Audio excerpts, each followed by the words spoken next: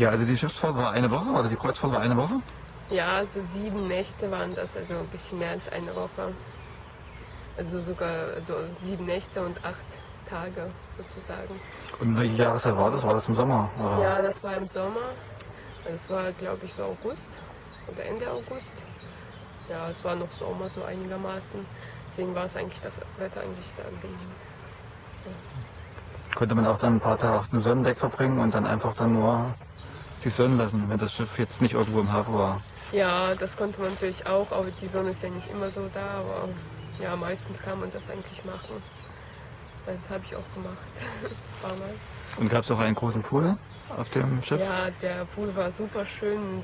Also ein Whirlpool war das. Also man konnte Auch noch. ja, da konnte man richtig entspannen und es war schon so eine Luxusreise. Also ich habe es total genossen, diese Reise.